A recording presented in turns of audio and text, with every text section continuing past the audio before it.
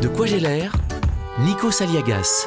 Est-ce que vous vous souvenez de votre premier concert? L'un des premiers concerts que vous ayez vu, Christophe Willem? L'un des premiers, ça devait être à peu près au même moment. Il y a eu Marché Bas, il y a eu Texas. J'aimais bien toute cette scène-là, très anglo-saxonne quand même, ce que j'écoutais, ce que j'allais voir.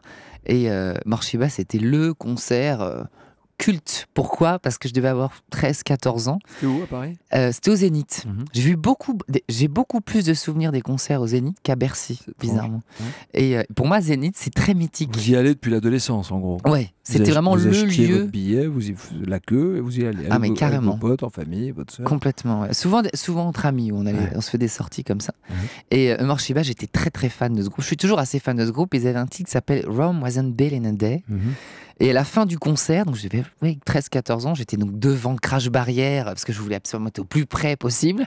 Et à la fin du concert, la chanteuse Sky, elle s'appelle, elle dit bon, maintenant qui veut chanter avec moi la dernière chanson? Moi, mais totalement au hasard, je lève le bras comme un dingue dans la salle. Et là, elle me dit come on. Et là, moi, totalement choquée. Et bon, c'est véridique. Je me retrouve sur scène. Donc j'étais dos au public. Et elle me regarde, elle me met dans l'autre sens. Elle dit qu'est-ce que ça fait? C'est quand même impressionnant d'être de ce côté-là. Quel âge avez-vous? Je sais pas, je devais avoir 14, je crois. 14 ans. Hallucinant. Mais fou. Carrément. Premier rapport à la scène. Mais c'était totalement improvisé et improbable. Et vous la chantez, la chanson? Et je démarre, alors ce qui était très drôle, il y avait les musiciens qui démarrent la chanson, et donc je démarre You and me were meant to be working free. Et là, elle me regarde, elle dit waouh!